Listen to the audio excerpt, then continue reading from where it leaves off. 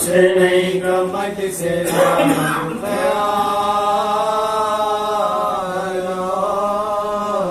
جگے جمولی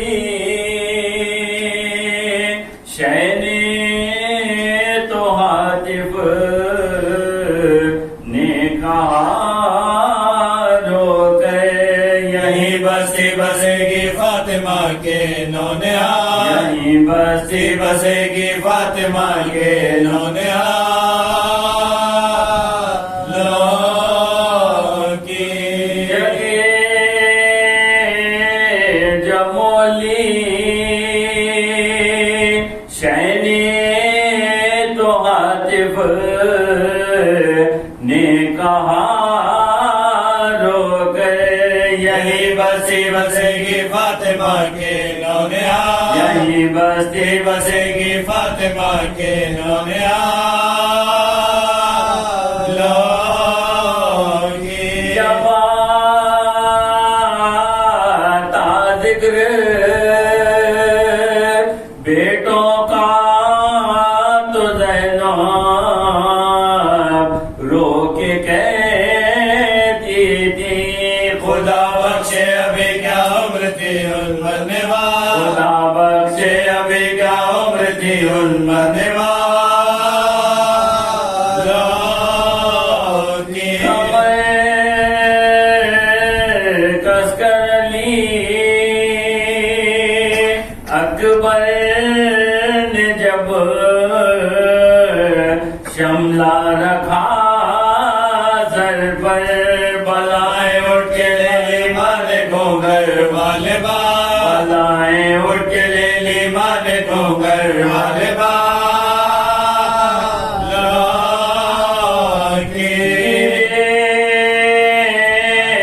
جب شاہ گھوڑے سے ندا ہاتف کیے آئی زمین جھاڑی ہوئی ہے فاطمہ زہرا کے بعد زمین جھاڑی ہوئی ہے فاطمہ زہرا کے بعد لو کی تباہ برمدا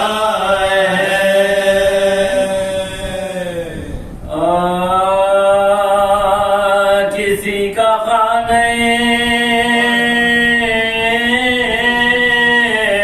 امید چراغ نہ ہو جوان بیٹے کا دل کو بندر کے داغ نہ ہو ہزار باغ لوٹے پر قضائے باغ نہ ہو پسر کے غم میں پریشاں دلو پسر کے غم میں پریشاں دلو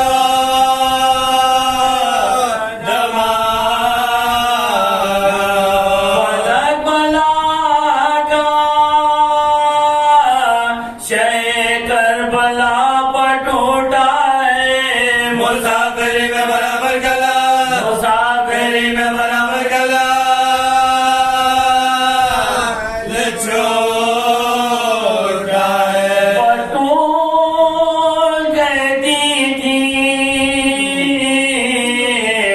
فریاد یالی فریاد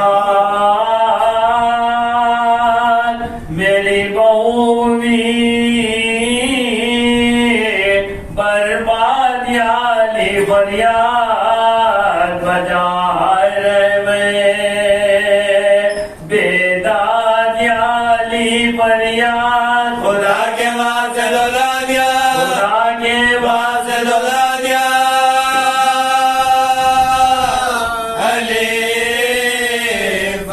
دوہائیوں آلے ابا کو مارا ہے جوان کو مارا ہے ناز خدا جوان کو مارا ہے ناز خدا کو مارا ہے لکھا ہے وہاں اب تاکہ کی جوئی ستائی حسین امام کے چہرے پہ مردنی چھائی وہ آقی کے ذریعے رسول ترائی روانہ ہو گئے عشق کے ساتھ روانہ ہو گئے عشق کے ساتھ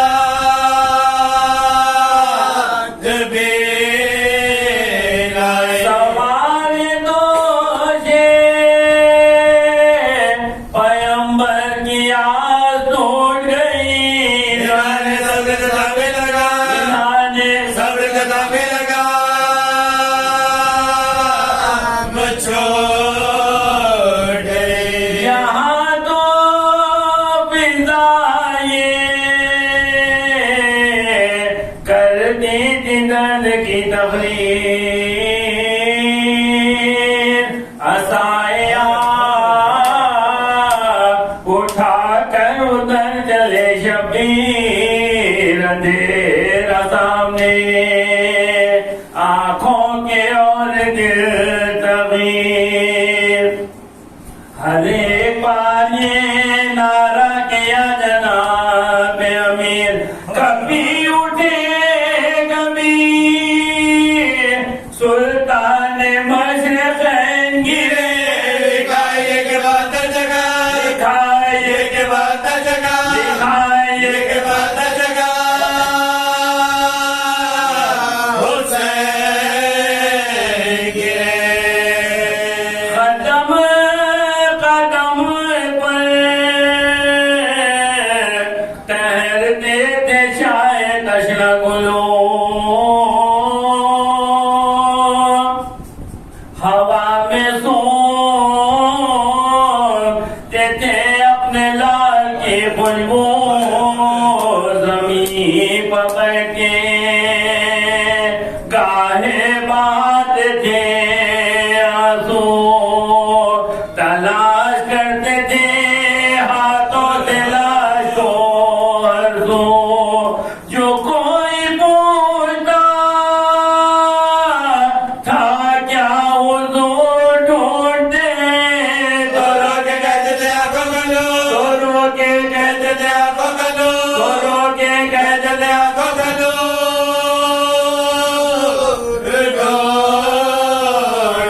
قریب پہنچ جاؤ سلطان بیرو بلائے پکارے ہنس کے ادو خیر ہے کدھر آئے یہ کون نہ گیا جو آپ ننگے سر آئے زیادہ دھوپ دبے ہوئے زیادہ دھوپ دبے ہوئے جگر یہ کون جان ہوا دور آنکھوں سے کہ چین سے گیا لو کہ چین سے گیا لو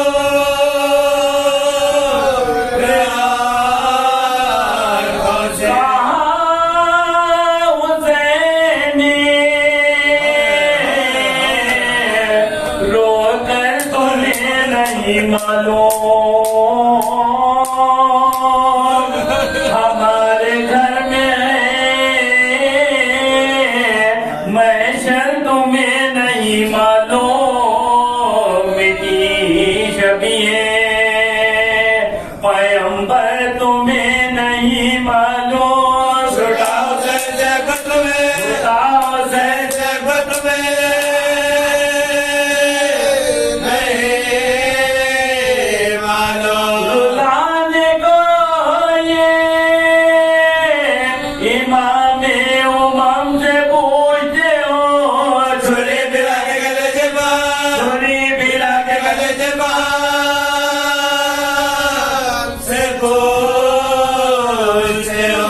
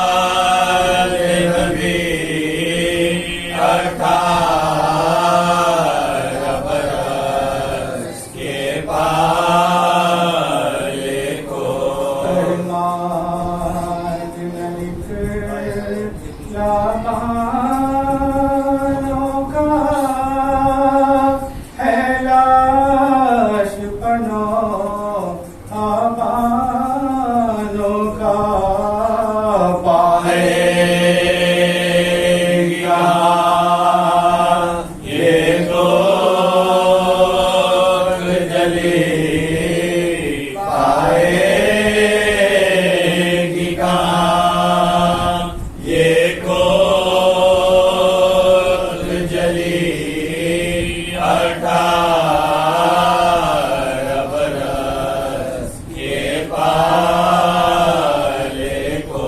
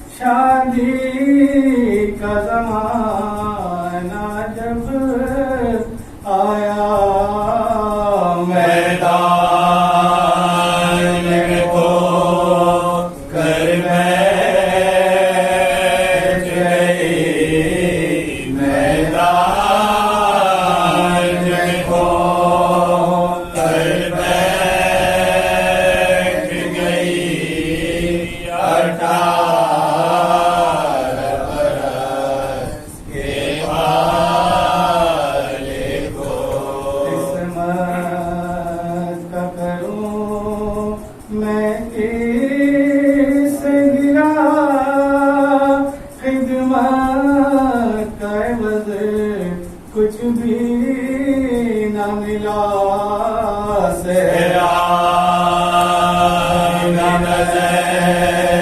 نب بات سکی سہرا نب بات سکی 18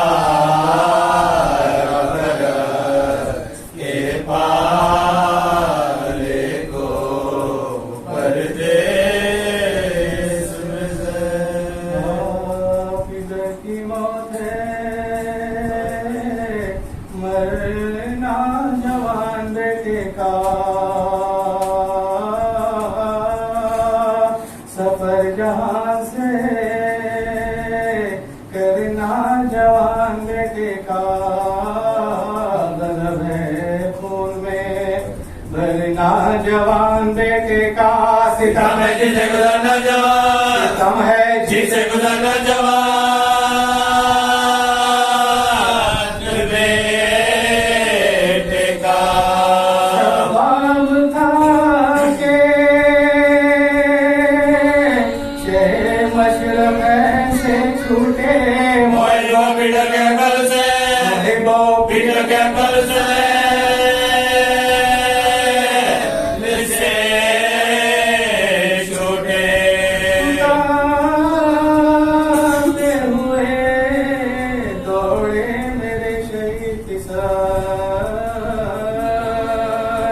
میرے جوان میرے محروم میرے سید سر میرے ہنسی میرے یوسف میرے رشید سر قریب ہو گئے میدان سے قریب ہو گئے میدان سے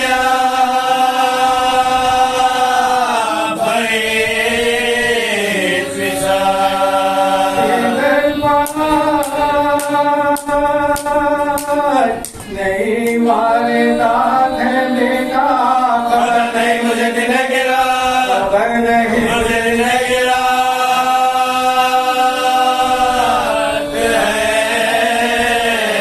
بیٹا گئے میرے گل پیرن علی اکبر میرے خلیل میرے کم سبن علی اکبر جوانا مرد غریب الوطن علی اکبر اجاڑ کر کے میرا چمن، اجاڑ کر کے میرا چمن علی اکبر، بلا کے گھر سے یہاں اشقیاء نے لوٹ لیا، دعائیں ہے کہ مجھے کربلا، دعائیں ہے کہ مجھے کربلا نے لوٹ لیا، دیتے کہ ایسے دل پکار مجھے نہیں بتانے کے لاشائے نہ بکار مجھے، تیرے فراق میں ہے زیست ناگوار مجھے، صدا سنانے میں سچے پھرے، صدا سنانے میں سچے پھرے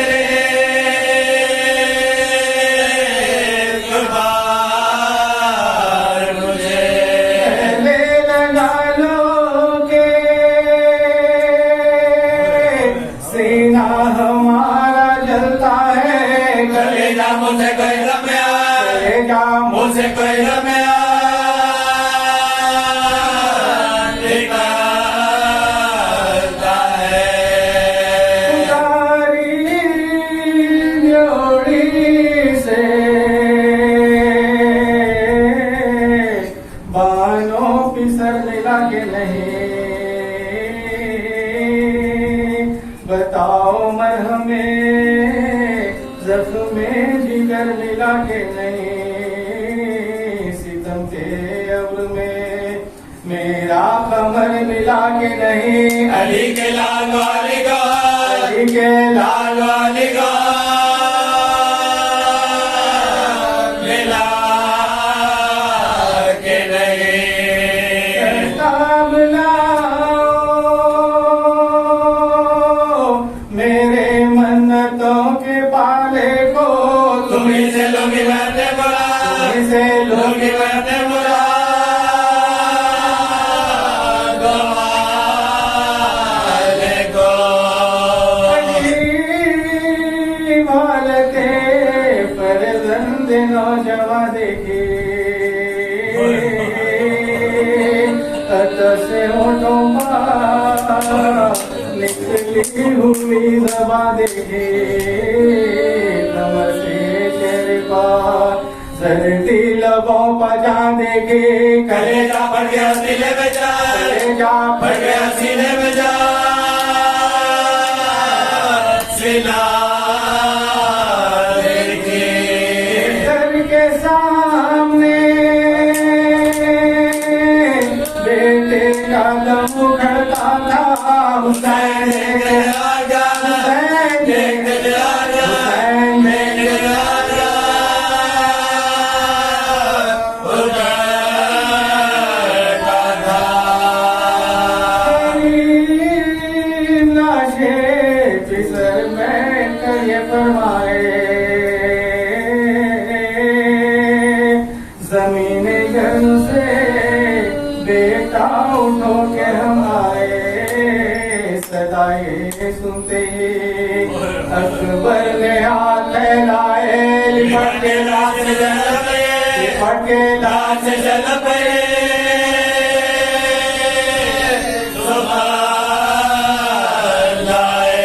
پہلے لگا لو کہ محمد کا میں نواسا ہوں، زبان دکھا کے گایا اسے، زبان دکھا کے گایا اسے، زبان دکھا کے گایا اسے پھر پیار سا ہو،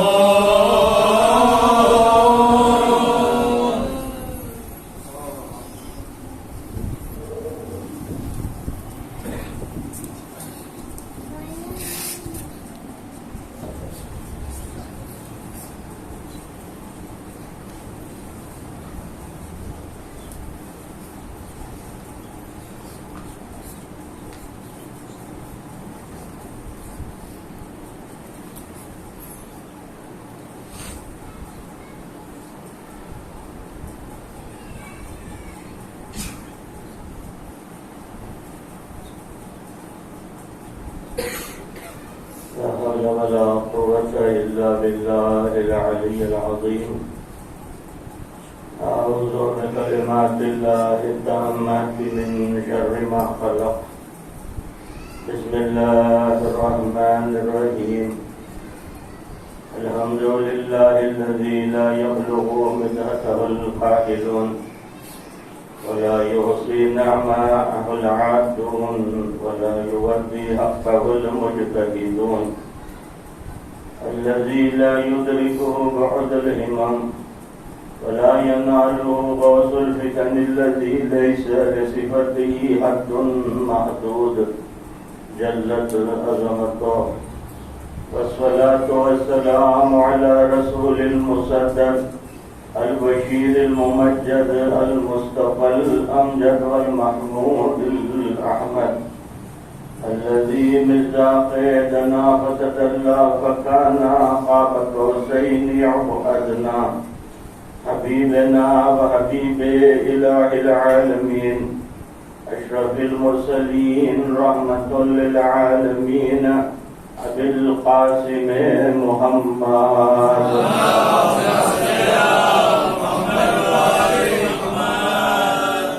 ثم الصلاة والسلام بالتحية والإكرام لا سيما على ابن عمه وزوج ابنته وسهره ووسيه ووزيره وخليفته، الموسوم باسم الله والمعروف بوجه الله والمنصور بذات الله، مولانا ومولى الكونين أمير المؤمنين علي بن أبي طالب،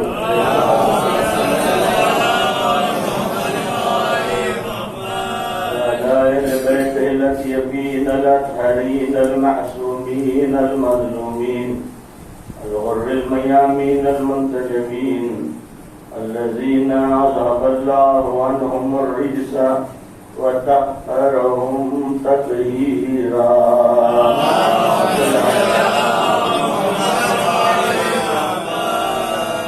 لعنة الله على أعدائهم وقتلتهم أجمعين من الآن إلى يوم الدين.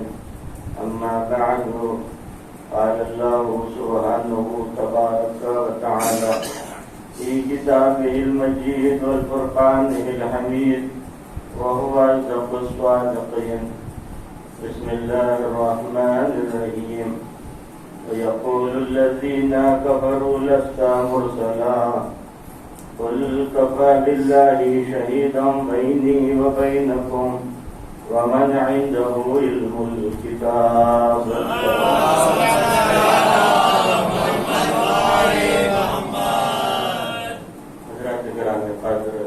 معزز سامعین کرام، محترم عزیزان، عزاداران و ماتمداران مظلوم کربلا حضرت سید الشہداء علیہ السلام، مجلس ترحیم فاتح برسی برائے سال ثواب 9 سال مرحوم کے لیے منعقد کی گئی ہے، اور جب بھی کسی مجلس ترحیم مجلس سال ثواب کو خطاب کا موقع ہوتا ہے تو چند باتیں تمہیداً دورہ کی جاتی ہیں تاکہ اپنے نوجوان اور کمسن بھائیوں کے ذہن میں محفوظ ہو جائیں یہ باتیں. اول تو یہ کہ ایثار ثواب ایک طویل موضوع ہے، اور تو حیات کا سلسلہ جاری ہے. آئے دن آپ دیکھتے ہیں کہ ایک ہی دن میں کئی افراد اس دنیا سے گزر جاتے ہیں. اسی طرح سے نیا سلسلہ رہتا ہے کہ کئی افراد پیدا بھی ہوتے ہیں. اور موت سے متعلق جو بیان ہوا اس کا مفہوم، اس کی تعریف بیان ہوا کہ الولادۃ رسول الموت، کہ انسان کا اس دنیا میں آنا اس بات کا پیغمبر ہے کہ وہ ایک نہ ایک دن اس دنیا سے جانے والا. اسی طرح سے اس سلسلے میں آپ ان باتوں کو دیکھتے ہیں کہ ایثار ثواب کے مجالس اعلیٰ ہوتے ہیں. آج ہم کسی کی ایثار ثواب کی مجلس میں جاتے ہیں پر ہماری ذلت ہو جائے اور اس کے لیے مجلس ایصال ثواب کا اہتمام کیا جائے تو ہماری بھی مجلس ایصال ثواب میں کوئی آئے گا۔ آج ہم کسی کے تشییع جنازہ میں جاتے ہیں پر کوئی ہمارے تشییع جنازہ میں۔ بہرحال یہ سلسلہ جو جاری ہے، موت سے کس کو روزگاری ہے، آج وہ کل ہماری باری، ہر ایک کو اس دنیا سے جانا ہے۔ اور اسی اعتبار سے اعمال خیر، عقائد کی درست رکھنے کا، ایمان کی مضبوطی کا سلسلہ واضح و نصیحت مسلسل جاری رہتی ہے۔ عزیزان گرامی، زیادہ تمیل میں ٹول دیے بغیر میں اتنا عرض کرنا چاہتا ہوں کہ اسی مناسبت سے میں نے اس آیت کا انتخاب کیا، کیونکہ نوجوان مرحوم آپ سبھی جانتے ہیں کہ عرصہ ہو چکا ان کی رحلت ہوئے، یہ مدرس بھی تھے، دینی تعلیم سے لگاؤ بھی رکھتے تھے، اور مدرس ہونے کے ناطے دینی تعلیم اساتذہ کے ساتھ استاد بنے ہوئے خود بھی درس دیا کرتے تھے۔ بہرحال اسی مناسبت سے میں نے اس آیت کا انتخاب کیا جو سورہ رعد کی آیت ہے۔ سورہ رعد قرآن مجید کا 13واں سورہ ہے موجودہ ترتیب کے اعتبار سے، اور اس کی آخری آیت ہے جس میں پروردگار عالم ایک مخصوص جہت سے علی کی فضیلت کو بیان کر رہا ہے۔ اور مجالس اعضاء آپ جانتے ہیں، دنیا اپنے نظریے اپنی فکر بتاتی ہے کہ مجالس اعضاء کا عنوان یہ ہونا چاہیے، یہ ہونا چاہیے۔ آپ دیکھتے ہیں عناوین کی تجاویز پیش کی جاتی ہیں۔ میں ایک ہی جملہ کہنا چاہتا ہوں کہ عناوین کے تجاویز پیش کرنا یا آپ کے نظریات کی ضرورت اسلام کو نہیں ہے۔ اسلام ایک مکمل دین کا نام ہے، اور اس کی سند غدیر میں مل چکی کہ کہتے ہوئے کہ الیوم اکملت لکم دینکم واتممت علیکم نعمتی ورضیت لکم الاسلام دینا، کہ دین مکمل ہو چکا۔ رائے کی اضافت کی ضرورت وہاں ہوتی ہے جہاں کچھ نقص ہو یا ناقص دین ہو، کہ مکمل دین ہے۔ تب کیا اس گوشے کو چھوڑا گیا کہ مجلس اعضاء کا عنوان کیا ہونا چاہیے؟ دین نہیں چھوڑا گیا، اسے بھی مکمل کیا گیا۔ اور وہ مشہور و معروف حدیث آپ کی سینکڑوں مرتبہ کی سنی ہوئی کہ جہاں اللہ کے حبیب نے بیان فرمایا کہ زینوا مجالسکم بذکر علی بن ابی طالب،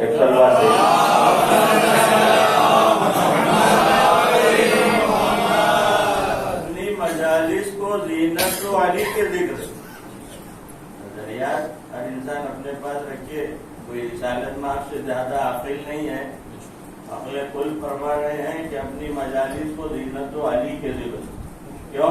عبادتوں کے ذریعے سے ایصال ثواب ہوتا ہے، نمازیں بھی پڑھی جاتی ہیں، قرآن مجید کی تلاوت، ہر قسم کی عبادت۔ ان تمام تر عبادتوں میں ایک امتیازی عبادت کا نام مجلس اعضاء حسین۔ جی، اس مجلس کو، اس نشست کو، اس عبادت کو کیسے امتیاز حاصل ہے؟ اللہ کے حبیب کا فرمان ایک اور ہے کہ جہاں فرمایا کہ ذکر علی عبادہ وافضل العبادہ۔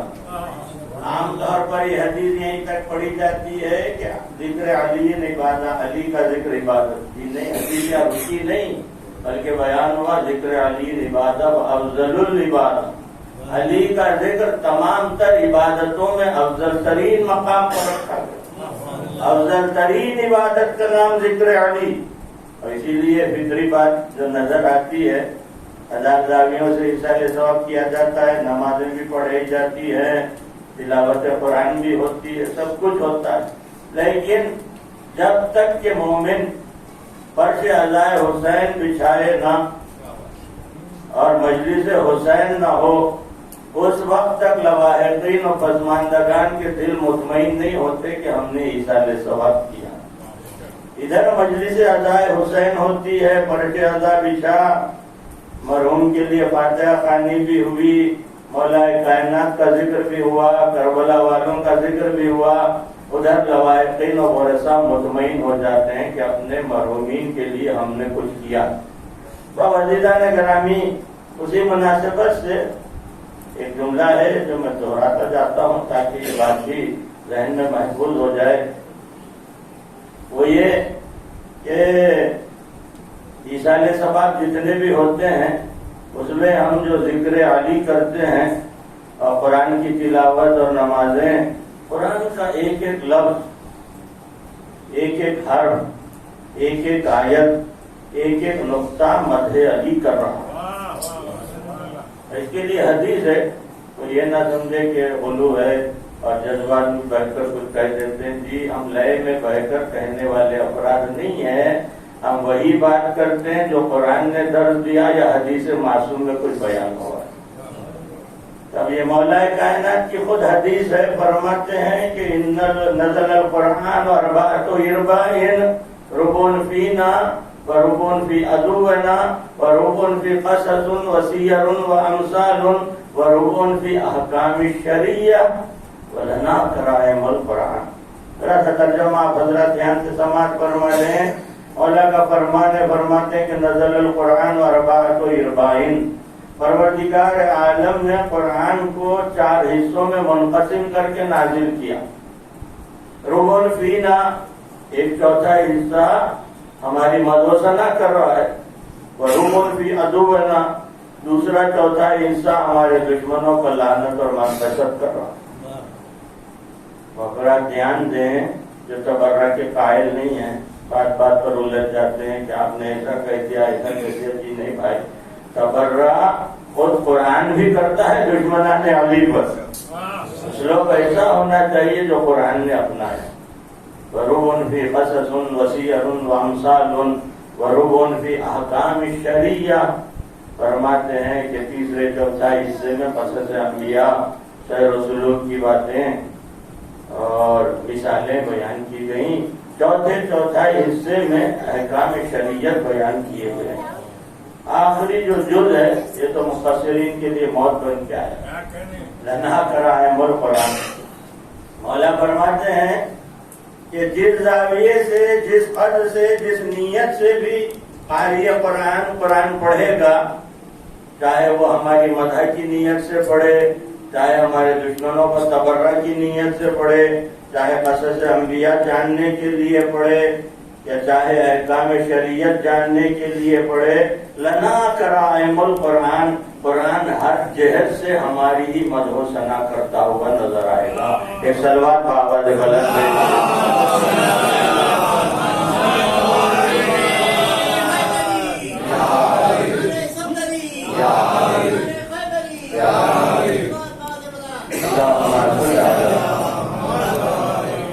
آئیے غور کرتے ہیں کہ اس آیت میں پروردگار عالم نے کس جہت سے، کس زاویے سے مدح علی کیا ہے۔ بیان ہو رہا ہے کہ وَيَقُولُ الَّذِينَ كَفَرُوا لَسْتَ مُرْسَلًا، اے حبیب آپ سے آ کر کافر یہ کہتے ہیں کہ آپ رسول نہیں ہیں، یہ غم نہ کھائیے۔ قُلْ كَفَىٰ بِاللَّهِ شَهِيدًا بَيْنِي وَبَيْنَكُمْ وَمَنْ عِندَهُ عِلْمُ الْكِتَابِ، ان سے یہ کہہ دیجئے کہ میری رسالت کے لیے اللہ گواہ ہے اور وہ ہستی گواہ ہے جس کے پاس پوری کتاب کا علم۔ مجھے تمہاری گواہی کی ضرورت نہیں ہے، تم اگر گواہی دو گے تو تمہارے لیے شرف ہے کہ تم نے میری رسالت کی گواہی۔ تو عزیزان گرامی ذرا شان دیکھیے، ذرا تیور دیکھیے آیت کے۔ بیان ہوا کہ کافر کہتے ہیں کہ آپ رسول نہیں ہیں، غم نہ کیجیے، یہ کہتے رہیں آپ تو رسول ہیں، ہم گواہی دیتے ہیں اللہ کے، اور میرے ساتھ گواہ وہ ہے جس کے پاس پوری کتاب کا علم۔ ہم مدح علی کرتے ہیں، یہ علی کا ذکر ہے، علی کا ذکر یہ دھمکیوں اور دھماکوں سے ڈرنے والا، رکنے والا ذکر نہیں ہے۔ یہ تختہ دار کو دیکھ کر اور رنگ پکڑتا ہے، اور ہستیاں ہوں گی جو دگو دو کرتے ہیں فضیلتوں کے تمغے اپنانے کے لیے، فضیلتوں کے پیچھے بھاگتے ہیں کہ یہ فضیلت ہم سے چشمہ ہو جائے، یہ خوبی ہم سے، یہ تمغہ ہمیں مل جائے۔ علی اس ہستی کو کہتے ہیں کہ فضیلتیں تلاش کرتی ہے علی کے دامن سے وابستہ ہو کر ناز کرتی ہے کہ ہم علی سے وابستہ.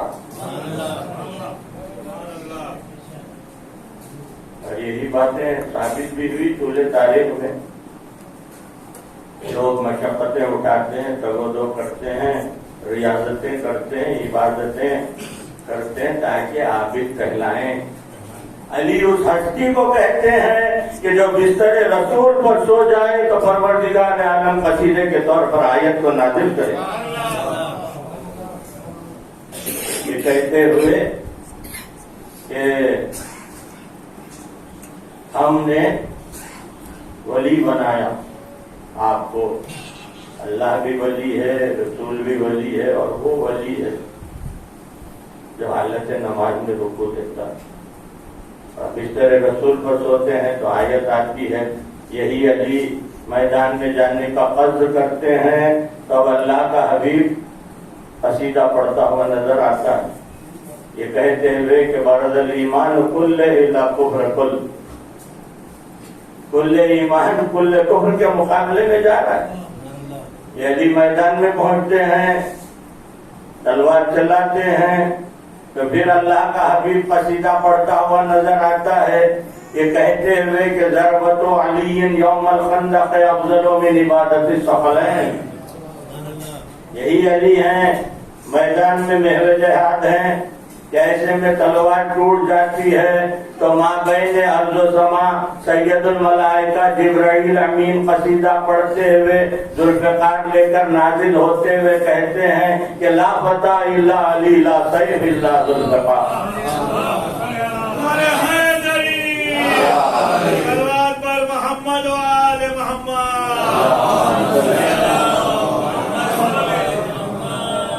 تاریخ اسلام کا ایک ایک قدم علی کے سبب سے زینت پاتا.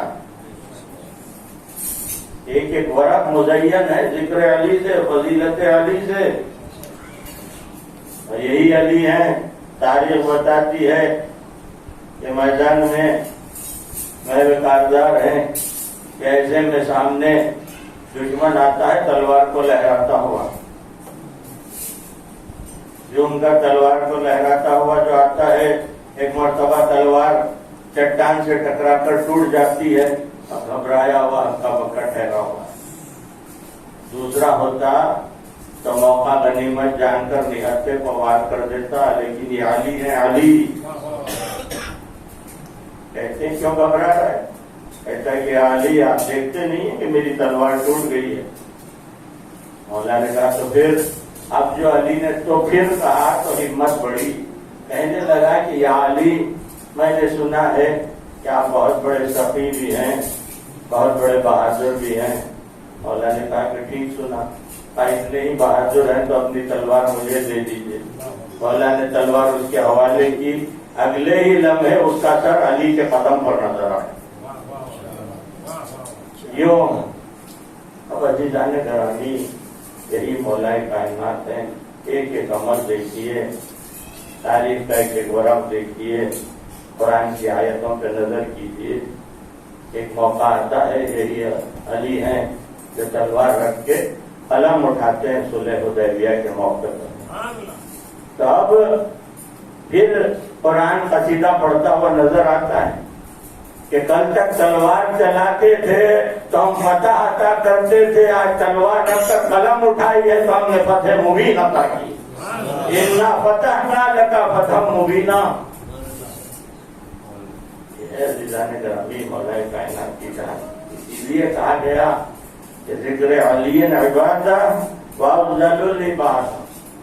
علی کا ذکر صرف عبادت نہیں، افضل ترین عبادت کا نام. یہی مولا کائنات ذکر ہو رہا ہے. اب عزیزان گرامی قرآن ہے، یوں ہی راہروی سے دنیا پڑھ لیتی ہے، پڑھتی ہوئی لہنے بیکت چلی. قاری قرآن بھی بن گئے، حافظ قرآن بھی بن گئے، سب کچھ بنے، لیکن علی کا دامن اگر چھوڑ دیا تو قرآن خدا کی قسم سمجھ میں نہ آئے گا. جملہ پھر ایک بار دوہرا دوں کہ علی کو چھوڑنے سے دیکھیے اتنے مفسرین، اتنے موجود ہیں دنیا میں درس ہوتے ہیں قرآن فہمی کے. قرآن فہمی کا جو درس ہوتا ہے، علی کو چھوڑ کر اگر قرآن فہمی کا کوئی دعویٰ کرے گا تو قرآن فقط ایک گونگے کا خواب بن کے رہ جاتا ہے. جی، گونگے کا خواب کیا ہوتا ہے کہ گونگا خواب تو دیکھتا ہے لیکن بیان نہیں کر سکتا.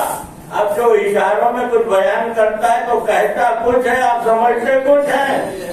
آج عالم اسلام کا المیہ یہی ہے کہ علی کو چھوڑ کر جو قرآن سمجھنے کی کوشش کی اتنے فرقوں میں بڑھ گیا مسلمان.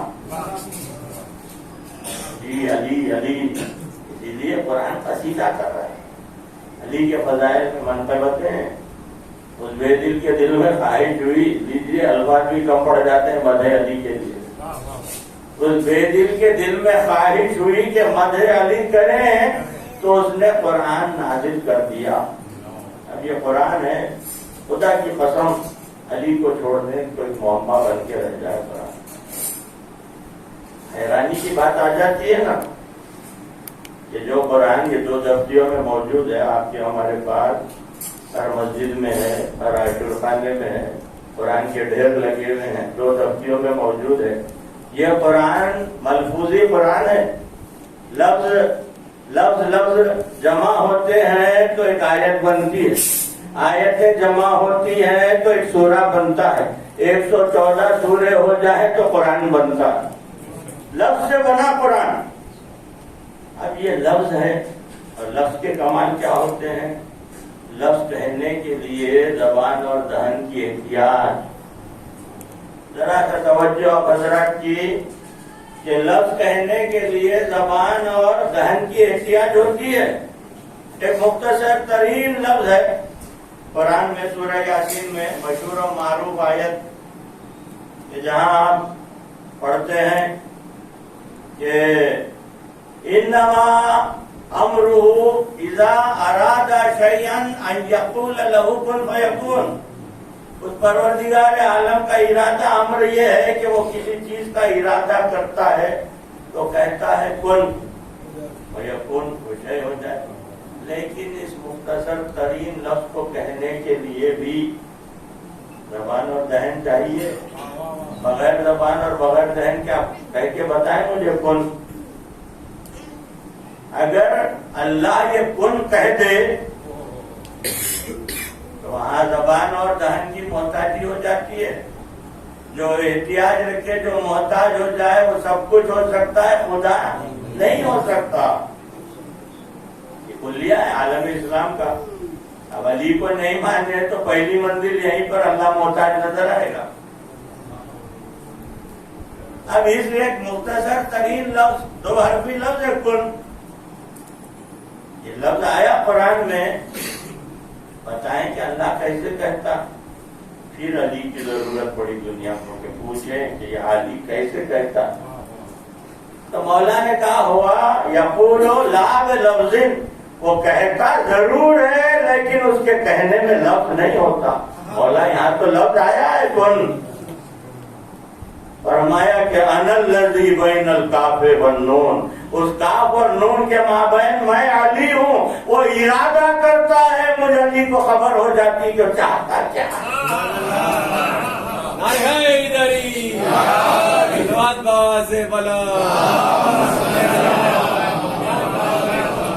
دو حرفی لفظ. اسی لیے اب دیکھیے اس میں کمال کے گوشے آ جاتے ہیں. دو حرفی لفظ ہے کہا جاتا ہے، اسی لیے علی کو لسان اللہ کہا جاتا. اب یہ ارادہ ہے، ارادہ دل میں ہوتا ہے، ظاہر نہیں ہوتا.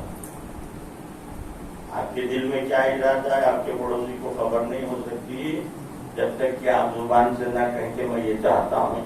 اتنا بھی قریب ترین فرد ہو نہیں سمجھ سکتا کہ آپ کے دل میں ارادہ کیا ہے. علی کا اتصال جو دیکھیے وہ ارادہ کرتا ہے تو علی کو خبر ہو جاتی ہے. جی، قریب ترین فرد بھی کتنا بھی قریب ہو نہیں سمجھ سکتا کہ آپ کے دل میں ارادہ کیا ہے، لیکن وہ ارادہ کرتا ہے تو علی کو خبر ہو جاتی. کیا معمہ ہے آپ کے پڑوسی کو خبر نہیں ہوتی کہ آپ کا کیا ارادہ ہے، لیکن آپ کے نفس کو خبر ہوتی ہے کہ آپ کا ارادہ کیا ہے. اسی لیے تو علی کو نفس اللہ کہا جاتا ہے. اب عزیزان گرامی دیکھیے، قرآن مجید ہے، یہ کوئی آسان کتاب نہیں ہے. عام طور پہ دنیا سمجھتی ہے کہ جیسے دنیاوی کتابیں ہوتی ہے سمجھ لیتے ہیں. وہاں بھی ایک مسئلہ آ جاتا ہے، جب تک کہ استاد نہ سمجھائیں نہیں سمجھ میں آتا. تو جہاں یہ شایان شان کتاب پروردگار عالم نے اپنی عظمتوں والی کتاب کو نازل کیا، وہیں ان کے مدرسین کو بھی بھیجا اور ارشاد فرمایا وما یعلم تاویلہ الا اللہ والراسخون بالعلم. اس کی تعویل کوئی نہیں جانتا، یا اللہ جانتا ہے یا وہ جو راسخون بالعلم ہے. مجھے بتائیے اللہ کا پتہ کہ میں بھی جا کر سوال کروں کہ معبود تو نے کتاب جو نازل کی اس میں یہ حرف کیا کہہ رہا ہے، یہ لفظ کیا کہہ رہا ہے، یہ آیتیں کیا کہہ رہی ہیں. وہ کہیں دستیاب ہوتا نہیں، اپنے کمال سے ہر جگہ موجود ہے، لیکن کسی ایک مخصوص مقام پر ملتا نہیں. یہاں تک کہ آپ کعبے کو چلے جائیں وہاں بھی نظر نہیں آتا، نہ مشاہدے میں آتا، نہ الفاظ میں سمیٹا جا سکتا، نہ فہم میں آتا، نہ سمجھ میں آتا. جو سمجھ میں نہ آئے اسے اللہ کہتے ہیں، جو اللہ کو سمجھا دے اسے علی کہتے ہیں. نہج البلاغہ کے خطبے گواہ ہیں. پہلا خطبہ نہج البلاغہ کا جس میں آغاز ہی ہو رہا ہے، مولا کہہ رہے ہیں الحمدللہ الذی لا یبلغ مدحہ القائلون. میں اس معبود کی حمد کرتا ہوں جس کی مدحت کرنے سے بولنے والوں کی زبانیں قاصر ہیں. جہاں دنیا قاصر ہوتی ہے وہاں علی بولتے ہوئے نظر آتے ہیں. تو عزیزان گرامی، یہ قرآن کی شان، اور اس میں خاص بات یہ ہے کہ یفسر القرآن بعضہ بعضا. قرآن کی بعض آیتوں کی شرح دوسری آیتوں میں ملتی، لیکن یہ ہر کسی کو نہیں ملتی. جو معاندین ہوتے ہیں، دشمنان علی ہوتے ہیں، ان کی آنکھوں پہ پردے پڑ جاتے ہیں. آیت سامنے ہوتی ہے مگر نظر نہیں آتی. یہ محبت علی کا معجزہ ہے کہ قرآن کی آیتیں پڑھ کر کہتی کہ ہم میں یہ مفہوم موجود ہے. وہ بلندی علی کی بیان ہوئی. دیکھیے آپ، مولا سے خود پوچھا گیا کہ علی اتنے بے شمار فضائل، کتنے فضائل ہیں، کتنے فضائل ہیں، کیا کوئی شمار کر سکتا ہے؟ اللہ کے حبیب کی حدیث ہے، فرماتے ہیں کہ ان اللہ تعالی جعل لأخی علی بن ابی طالب فضائل لا یحصی عددها غیرہ. پروردگار عالم نے میرے بھائی کو وہ فضیلتیں عطا کی، وہ فضائل عطا کیے کہ اللہ سے ہٹ کے کوئی غیر اس کا شمار نہیں کر سکتا. جی، شمار کرنے کے لیے اللہ ہونا چاہیے. علی کے فضائل کو شمار کرنے کے لیے بیان کرنا ایک الگ بات ہے. فضائل کو صرف شمار کیجیے، اس کے لیے اللہ ہونا ضروری. ان اللہ تعالی جعل لأخی علی بن ابی طالب فضائل لا یحصی عددها غیرہ. اللہ سے ہٹ کے کوئی غیر اس کا شمار نہیں کر سکتا. ایک نور علی ہے، بے شمار شعائیں جس سے ساتے ہیں. کائنات کی تمام تر مخلوقات سر جوڑ کر بیٹھ جائیں تب بھی نور علی سے ساتے ہونے والی نہ شعاؤں کو شمار کیا جا سکتا ہے، نہ کسی ایک شعا کے ذکر کا حق ادا کیا جا سکتا ہے. ایک شعا کرو، جیسے علم علی ایک شعا ہے، اس علم علی پر آپ بیان کریں، سارے کے سارے انسان ختم ہو جائیں، ملائکہ ختم ہو جائیں، اجنہ ختم ہو جائیں، بولنے والے تھک کر بیٹھ جائیں، سب ختم ہو جائیں، پر بھی ایک شعا کے ذکر کا حق ادا نہیں ہو سکتا. وہ فضائل و کمالات. اسی سے مربوط ایک بات اور بیان کر دوں. اللہ کے حبیب جب معراج پر گئے، پلٹ کر آ رہے ہیں، ایسے میں ایک آسمان پر دیکھا کہ آسمان کے ایک کنارے سے اونٹوں کی قطار جا رہی ہے ایک طرف چلی. جبرائیل ساتھ میں تھے. اللہ کا حبیب تو سب کچھ جانتا ہے، لیکن سوال اس لیے کیا کہ نادانوں تک بات پہنچ جائے.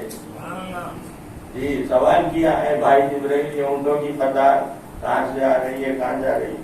کہا کہ یا رسول اللہ مجھے نہیں معلوم، میں جب بھی اس آسمان پہ آتا ہوں یہ منظر نظر آتا ہے کہ اونٹوں کی قطار ایک گوشے سے آتی ایک طرف چلی، کہا کہ واہ اس پر کیا ہے؟ تو کہا کہ آپ کے بھائی علی کے فضائل باہر ہیں۔ عزیزان گرامی، مولا سے پوچھا گیا مولا اتنے بے شمار فضائل، اس میں سب سے بڑی فضیلت کون سی؟ مولا ہی جواب دے سکتے تھے، سائل نے ہم پر احسان کیا سوال کر کے کہ سب سے بڑی فضیلت کون سی؟ تو مولا نے کہا کہ اتنے بے شمار فضائل جسے کوئی شمار نہیں کر سکتا، ان تمام فضیلتوں میں سب سے بڑی فضیلت میری یہ ہے کہ اللہ نے گواہ رسالت کے طور پر اپنے ساتھ مجھے رکھا ہے۔ ذرا سطح دیکھیں، جو الوہیت کی سطح پر کھڑا ہو اسے علی کہتے ہیں، الوہیت کی سطح ہے، اللہ کے ساتھ میں ہوں گواہ رسالت کے طور پر۔ ابھی بڑی لطیف باتیں اس میں آ جاتی ہیں، یہ مولا کی شان ہے۔ اس لیے وہ کیف کرمانی صاحب کلیم اہل بیت کا شعر یاد آتا ہے، مظہر خدا کو، مظہر خدا کو، مظہر حق تعالی کو، مظہر کبریا کو حق تعالی کہا، میں نے مانا نصیری نے بھیجا کہا، لیکن اس بات کا تو پتہ چل گیا اے خدائی بھی زیبا علی کے لیے۔ یہ مولا کی شان ہے۔ اب عزیزان گرامی، یہ پوری کتاب کا علم کیا ہوتا ہے، کون اندازہ لگائے کہ کیا مبلغ علم ہے؟ آج پوچھئے بڑے سے بڑے عالم، بڑے سے بڑے مفسر سے جا کے کہ مبلغ علم کتنا ہے؟ یہ جو اللہ کہہ رہا ہے پوری کتاب کا علم، کوانٹٹی آف نالج، والیومز ہوتے ہیں نا، ایک سبجیکٹ پہ جب بات کی جاتی ہے تو والیومز لکھے جاتے ہیں، کتنے والیومز پر مشتمل ہے یہ کتاب؟ کوئی بتائے؟ مبلغ علم کیا ہے؟ ایک اور آیت نہ ہوتی تو خدا کی قسم علی کی اس فضیلت کو کوئی بیان بھی نہیں کر سکتا تھا۔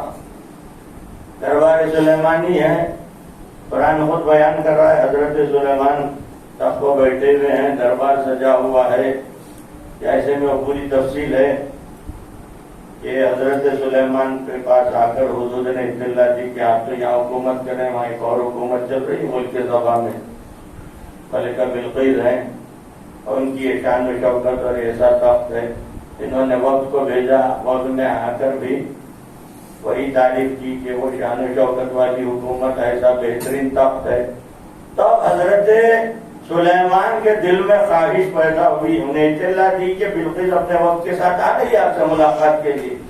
حضرت سلیمان کے دل میں خواہش پیدا ہوئی کہ قبل اس کے کہ بلقیس اپنے وقت کے ساتھ میرے پاس آئے، میرے پاس اس کا وہ تخت آ جائے، تاکہ جیسے ہی ان کی نظر پڑے ایک خاص روب پیدا ہو جائے، ایک خاص تاثر پیدا ہو جائے، جیسے وہ دیکھیں کہ میرے پاس وہ تخت ہے، تاثر پیدا ہوگا، ایک روب ہوگا، مجھے اپنی بات سمجھانے میں آسانی ہوگی۔ بہرحال اس کی تفصیلیں ہیں، مختصر یہ سن لیجیے کہ ان کے دل میں خواہش ہوئی کہ وہ تخت آ جائے، تخت بلقیس۔ تو قرآن کہتا ہے کہ انہوں نے سوال کیا کہ کون ہے جو جلدی سے جلدی وہ تخت کو میرے پاس حاضر کر سکے۔ اب قرآن بیان کرتا ہے قال عفریت من الجن انا آتیک بہ قبل ان تقوم من مقامک۔ ایک ایک لفظ غور سے سنیں تاکہ مفہوم آسانی سے پہنچے آپ حضرات کی خدمت میں۔ ایک سے ایک ذی علم فرد موجود ہے حضرت سلیمان کے دربار میں، کیا ایسے میں جنوں کی جماعت سے عفریت برآمد ہوا، اس نے کہا کہ اے نبی خدا آپ حکم فرمائیں، میں آپ کے سامنے اس تخت کو حاضر کر دوں گا۔ کتنی دیر میں؟ قبل اس کے کہ آپ کا یہ اجلاس برخاست ہو، اپنے مقام سے آپ اٹھ کھڑے ہوں، اس سے پہلے میں حاضر کر دوں گا۔ اب کہیں تفسیر میں روایات میں یہ تفصیل نہیں ملتی کہ کتنے دیر یہ اجلاس چلنے والا تھا، لیکن معجز نمائی اس نے بتائی عفریت نے کہ مجھ میں ایک کمال ہے کہ ملک سبا سے فلسطین تک آپ کو وہ تخت میں چند گھنٹوں میں لا کر پہنچا دوں گا۔ حضرت سلیمان کو یہ بات منظور نہیں، چاہتے ہیں کہ اور تیزی سے اور سرعت سے اس تخت کو حاضر کر دیا جائے۔ تو قرآن کہتا ہے وَقَالَ الَّذِي عِندَهُ عِلْمٌ مِّنَ الْكِتَابِ أَنَا آتِيكَ قَبْلَ أَن يَرْتَدَّ إِلَيْكَ طَرْفُكَ، کہ اس میں سے ایک ذی علم فرد برآمد ہوا، وہ وزیر حضرت سلیمان جناب آصف بن برقیہ تھے، جنہوں نے کہا، اس کا تعلق کیسے ہو رہا ہے قرآن میں کہ ان کے پاس کتاب کا کچھ علم تھا. وقال الذی عنده علم من الکتاب، کتاب میں سے حصے کا علم تھا. تو یہ کہنے لگے کہ اے نبی خدا، قبل اس کے کہ آپ اپنی پلک جھپکے میں اس تخت کو حاضر کر دوں گا. کتاب کے حصے کے علم کی موجز نمائی یہ ہے. اب روایت بیان کرتی ہے کہ حضرت سلیمان کو ہاں یا نہیں کہنے کا موقع بھی نہیں ملا. ادھر پلک جھپکی، ادھر تخت نگاہوں کے سامنے. اب آج بڑی بحثیں ہوتی ہے، بلا سے بھائی کو بحث کرتے ہیں کہ کیسے ممکن ہے، کیا ہے. بہرحال انہوں نے متفقہ فیصلہ سنایا کہ ٹھوس اور مادہ چیز جو ہوتی ہے اسے اتنی تیزی سے پلک جھپکنے کی مدت میں اتنے ممالک کا فاصلہ طے کر کے حاضر نہیں کیا جا سکتا. وہ کہتے ہیں کہ ہاں، اگر علم کا یہ کمال ہو کہ اس ٹھوس چیز کو نور کی شعاع میں تبدیل کر دیں تو نور اتنی تیزی سے سفر کر سکتا. نور کو پھر واپس اس ٹھوس چیز میں تبدیل کرنے کی صلاحیت ہونا چاہیے. تو پتہ چلا کہ علم کے ایک حصے کا، کتاب کے حصے کا علم جس کے پاس ہوتا ہے اس میں یہ کمال پیدا ہوتا ہے کہ اتنے ممالک کے فاصلوں کو طے کر کے ٹھوس چیز کو نور میں تبدیل کر کے نور کی شعاع کو پھر واپس ایسے ہی بنا دے. کتاب کے حصے کے علم کی موجز نمائی یہ ہے، جس کے پاس پوری کتاب کا علم ہو وہ یہ دعویٰ کر سکتا ہے کہ میں چاہوں تو زمین کو آسمان بنا دوں، آسمان کو زمین. ایک سلوات کو آواز بلند دے. ہر فرد بشر کو ہٹا کر دنیا کو نئے افراد سے بھر دوں. مولا کا یہ کمال اور یہ موجز نمائی، یہ کمال نظر آیا کہ اشارہ کریں تو آفتاب پلٹ کر آئے. یہ پوری کتاب کے علم کا شان ہے. اب اسے سمجھ بھی نہیں سکتے، ہمارے بس کے باہر ہے کہ ہم سمجھیں کیا کمال ہے. تو عزیزان گرامی، یہ مولا کائنات اور ان کے فضائل، اسی لیے ہمارے پاس سفارش ہے کہ اپنی مجالس کو زینت و علی کے ذکر، فضائل و کمالات لامحدود، وہیں مسائل بھی لامحدود ہے مولا. اور آپ جانتے ہیں ابھی جو مرثی آپ نے سماعت فرمائے، شبیہ پیغمبر شہزادے علی اکبر کا تذکرہ، اور لشکر اعظم بھی بخوبی جانتا تھا کہ اگر ہم علی اکبر کے سینے پر بھالا لگائیں گے تو علی کا دل دہل جائے گا. اسی لیے تو اتنے مظالم ڈھائے گئے. بالآخر فرزند نبی کا کیا عالم ہوا ہوگا کہ جب میدان سے پڑھیت جوان بیٹے نے صدا دی کہ بابا میرا سلام ہے آخر قبول فرمائے. اگلے ہی لمحے یہ منظر نظر آیا کہ نبی کا نوازا ٹھوکریں کھاتا ہوا کبھی دائیں جانب جاتا ہے کبھی بائیں جانب جاتا ہے. اور اگر آپ بھی کیسے حسین پہنچے ہیں مجھ میں تو حوصلہ نہیں ہے، لیکن شاعر نے مرثی میں نظم کر کے بیان کیا کہ لے جائی جو بیتابی دلا کے مصر پر، چھپتے ہی نظر پہلے پڑی اپنے بگر پر. ایک تیر لگا قلب کہے دل وجر پر، سینے کو کبھی ہاتھ مارا خنجر پر. بڑے جوان بیٹے کے قریب پہنچے حسین کے صبر شکر کی منزل پر کوئی تعین کر کے بیان نہیں کر سکتا، لیکن ایک صابر ہے امام، اور اس صابر کے صبر کی منزل یہاں نظر آئی. ایک مرتبہ تھوڑی جوان بیٹے کو تڑپتے ہوئے دیکھا، ادھر ساتھ سے خطاب کر کے کہا یمنا صاحب تو نے میری نسل کو منقطع کرنے کا منصوبہ بنایا، پروردگار تیری نسل کو منقطع کر دے گا. عزیزان گرامی، اسی کے بعد اپنے کڑیے جوان بیٹے کو اٹھا لیا. کیسے اٹھایا؟ یہ کہتے ہوئے اٹھایا یا بنیا دنیا بات کرفا، اے میرے لال علی اکبر تیرے بعد زندگانی دنیا پر کہاں ہے. بیٹے کو اٹھا لیا، قناتوں کی حدود میں لاشا پہنچا. ایک منظر محجل تھا، زینب بچانے کھانے لگی. لیلا مصدے کا عالم تھا. عزیزوں ماں کے لیے بس تھا نا کہ ایک ہی منظر کہ بڑی جوان بیٹے کے سینے کو چاہت دے گا. ثانیہ زہرا کا حوصلہ ہے کہ ماں کو بھی سنبھالا خود کو بھی سنبھالا. مصیبتوں کا سلسلہ چلتا رہا یہاں تک کہ عصر عاشور قیامت گزر گئی. حسین کا سر لیلہ تلیم و بلند ہو گیا. جسد افضل گھوڑوں کی ٹاپوں سے پامال کر دیا گیا. علی کی بیٹی فاطمہ کی دائی کا حوصلہ اتنی مصیبتوں سے گزرے. 11ویں محرم جو آئی میری دائی کا عالم ہے. بعد وہ میری زمان ظلم بندی ہے.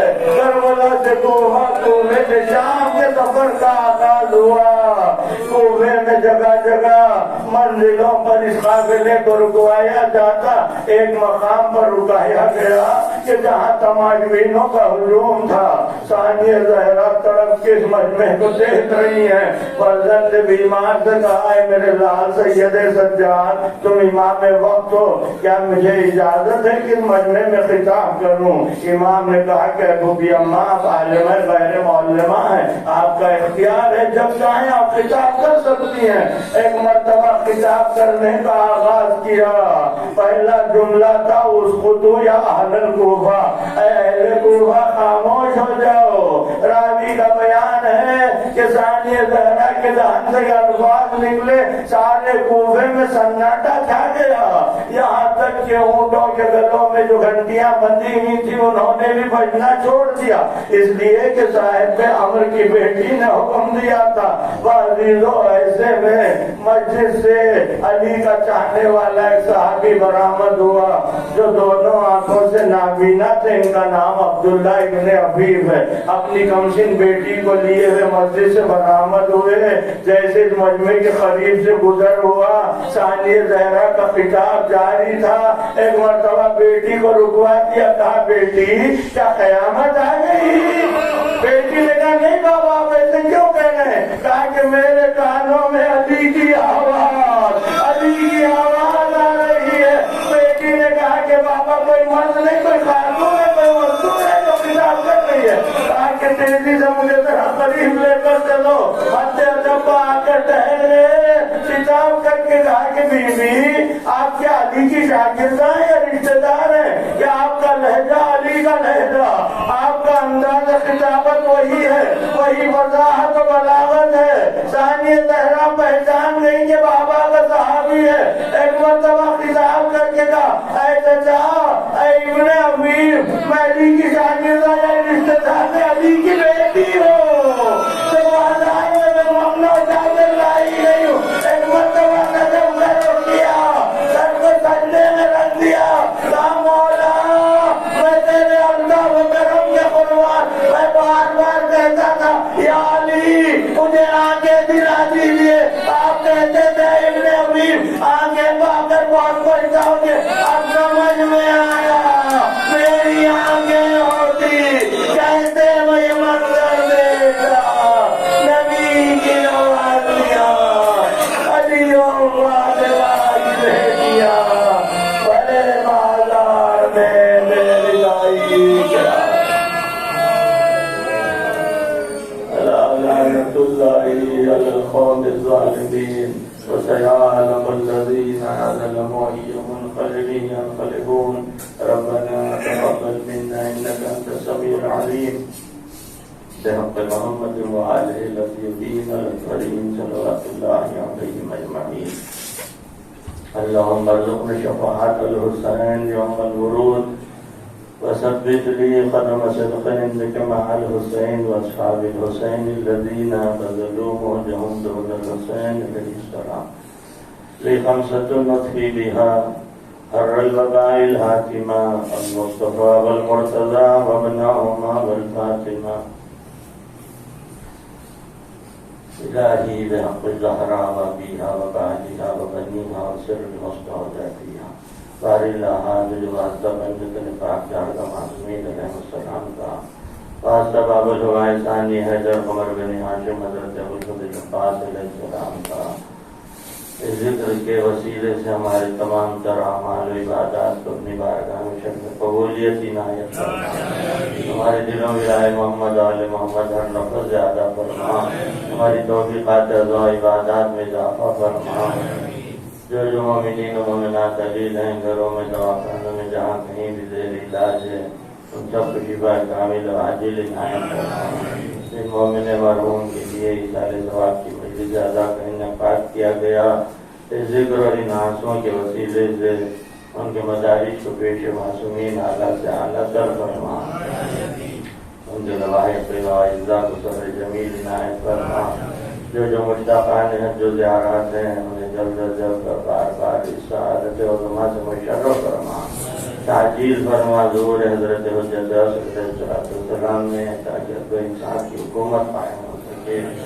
آپ تمام سے بار دیگر معروضہ ہے کہ سورہ فاتحہ 3 مرتبہ سورہ توحید کی تلاوت فرما کر برادرم جواں سال مرحوم کمیل بن ہاشم فرزند سید ہاشم علی عادتی علیہ مقامہ اور جمیع مرحومین مومنین و مومنات حضرت آدم سعیدم بالخصوص وہ مومنین و مومنات جو اس مجلس اعضاء میں تشریف رکھتے ہیں ان کے مرحومین کے لیے بھی احسان فرما دیجیے۔ اللہم صل علی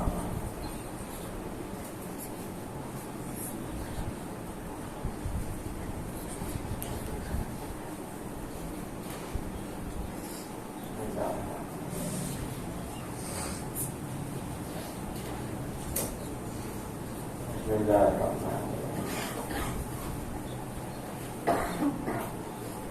اللہم صل علی الہی و سیدی و مولانا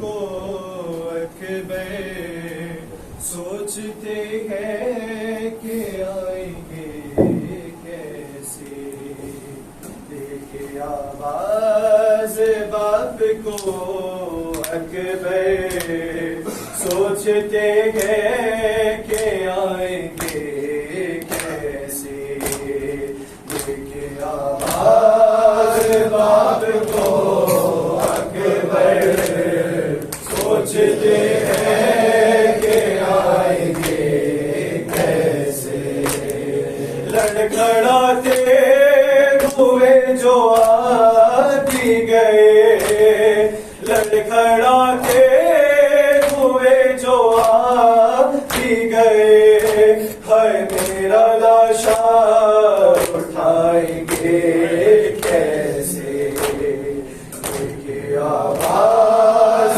باپ کو اکبر سوچتے ہیں کہ آئیں گے کیسے، خور کے بیٹے کی لاش پہ خور سے کہہ رہے تھے ابھی یہی بابا، باپ لاشیں سوا اٹھاتا نہیں، اس کا لاشا میں خود اٹھاؤں گا، اب وہی میں لگے باپ میرا لاشا اٹھائیں گے کیسے، دیکھے آواز باپ کو اکبر سوچتے ہیں کہ آئیں گے کیسے، دیکھے آواز باپ کو اکبر سوچتے ہیں کہ آئیں گے کیسے، ایک محشر بابا تھا خیمے میں، ماں سے جس دم گیا تھا میں ملنے، آگے بابا نے اس گھڑی میں خود چھڑایا تھا میری بہنوں سے، میرا دم چھڑانا سا تھا، دل سے برچھیے چھڑائیں